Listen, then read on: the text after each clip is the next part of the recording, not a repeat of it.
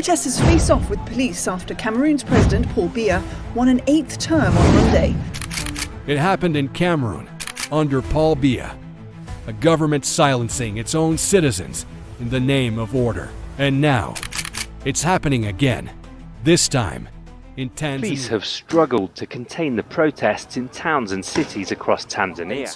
From a deadly turmoil in Tanzania. What has happened in Tanzania after the elections on 29th of October 2025 is unprecedented.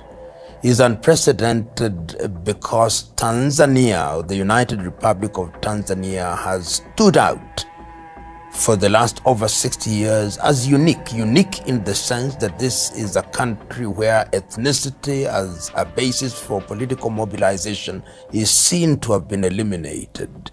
Unique in the sense that the political parties have remained generally stable, with, if you start from 1964 when Afro Shirazi led by Abeid Karume joined TANU led by Julius Kambarage Nyerere, ultimately becoming Chama cha Mapinduzi in 1977, it has remained generally stable and generally acceptable. And of course, it must be remembered that while the rest of Africa were dilly-dallying about multi-party politics, the Nyerere administration very quickly embraced multi-partyism. And we have seen the change of government very orderly from Nyerere to Mwinyi, from Mwinyi to Mkapa, from Mkapa to Kikwete, from Kikwete to Magufuli. And of course, the death of Magufuli so that President Samia Suluhu Hassan was actually completing a term which was a Magufuli term. And one would have thought that that would continue. In fact, when President Samia Suluhu Hassan took over, there was a very deliberate attempt at rapprochement so that the leading opposition candidates were invited to the State House, and they had this arrangement where everybody thought that the election would be conducted in a proper manner. Tundu Lissu, who was away in exile, came back home. But no sooner had the dust settled than we started seeing things which were, in the view of some of us, very un-Tanzanian. The kind of intolerance that was not to be associated with the Tanzania. And that is our source of discomfort. Source of discomfort that you are conducting an election where you are leading, in the words of the mainstream media, your leading opposition candidate is charged with the offense of treason in circumstances where many people who are acquainted with the law can say confidently that the charge of treason cannot be proven. Your other candidate is also barred for purely technical reasons, and you go into an election on that basis, then notwithstanding that we would have won, and I hold the view that even if these individuals had been allowed to contest the elections, perhaps they would have had higher votes in urban Tanzania, but rural Tanzania would have neutralized the vote so that Samia Suluhu Hassan would still have won the election. But because of the circumstances in which the victory has now been realized, it is no longer a victory that is untainted. And that is why the bad press, and ordinarily when people conquer fear and they find themselves in the streets, as we saw people demonstrating in Dar es Salaam, in Dodoma, in Mwanza, and in Mbeya, and led to deaths. It redefines politics in a different way. It redefines the nation's trajectory in terms of political orientation in a different way. And that is why you've seen that even those who ordinarily would cast their vote, metaphorically speaking, with the Tanzania, are now saying that the time is now for that new administration to rethink how they are going to operate. Remember that the leading opposition party has already said they do not recognize the result. Of course, President Samia Suluhu Hassan has already been sworn in as the president. My prayer and the hope of many is that it will not be business as usual. That this is the occasion for her administration to climb down from the high pedestal and to say We made some mistakes. We presided over an environment that led to the death, unnecessary death of Tanzanians. Let us heal. The only way to heal is to talk about the Tanzania that we want. And I've heard Tanzanians in different parts of the country saying we need to re-examine our constitution. This is the time. We need to have an understanding of a Tanzania that will accommodate different ways. As Nyerere used to say in his early days, demokrasia ni kupambanisha hoja. That democracy is about a competition of ideas so that the electorate has an opportunity of picking from that buffet of ideas. If that administration of the Suluhu administration adopts that approach, then Tanzania will heal. If, on the other hand, what has happened is ignored and swept under the carpet, then the wound will fester and Tanzania will not heal. I hope that will not happen. I would not use the term dictator as defined by the West to describe the actions that she took.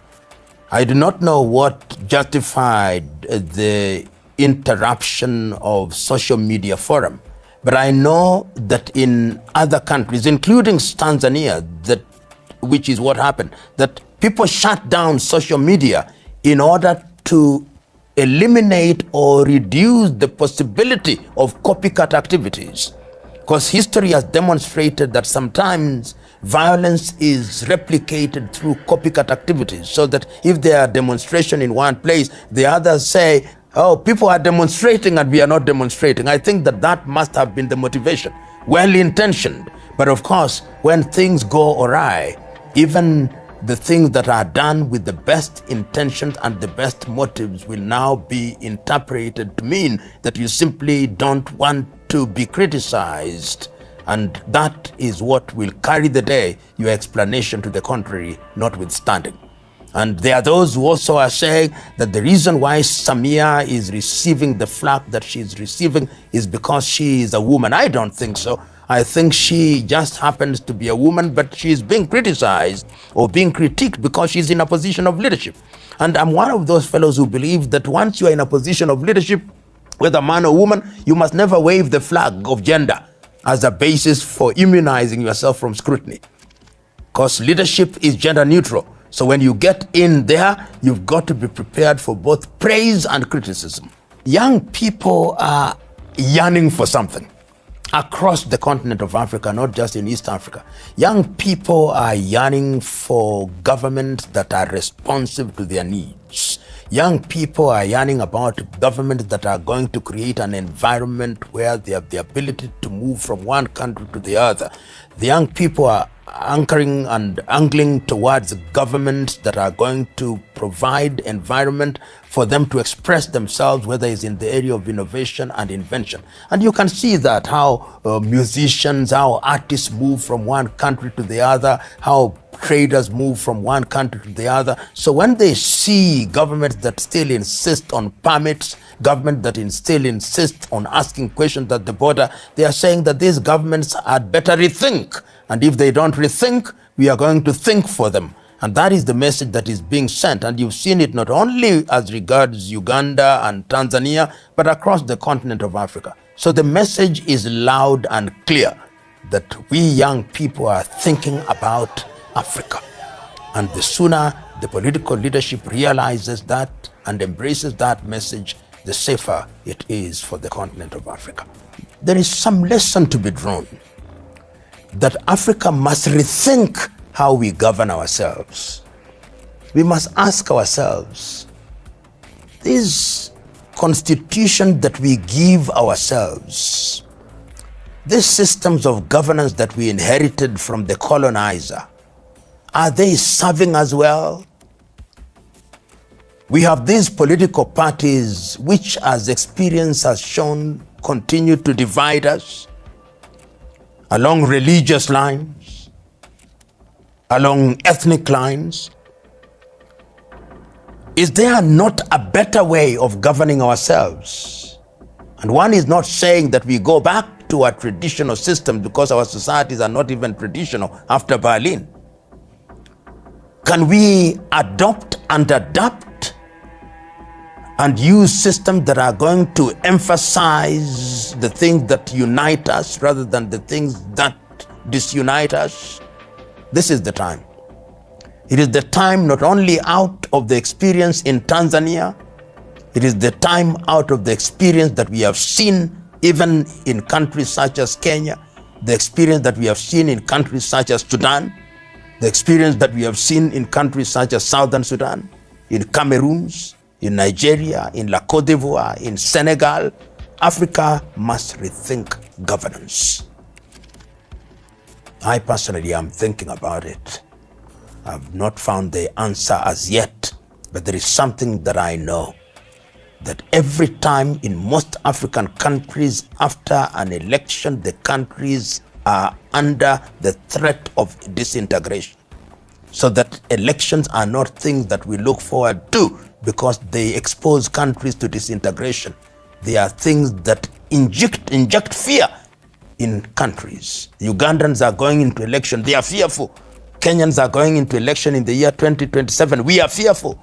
How can it be that that which is meant to help us determine those who are going to serve us only creates fear? My view is that what has happened in Tanzania ought not to have happened.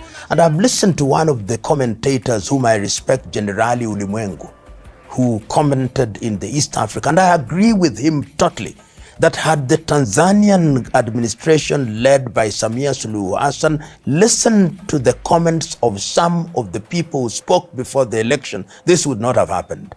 Had he allowed the opposition candidates to contest, had she allowed the opposition leaders to contest, had she allowed everybody who wanted to contest, this would not have happened. With the help of hindsight, I hope that she too knows that what happened could have been avoided. So our message is very clear.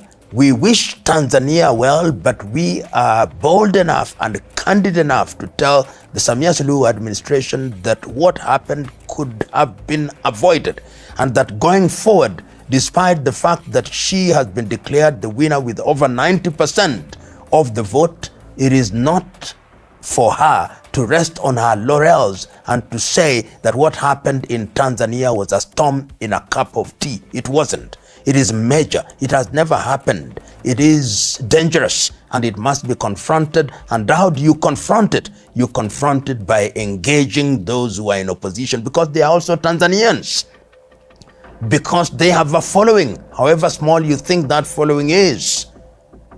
That is the message that must be sent to those who think we are too soft on Samia Suluhu Hassan.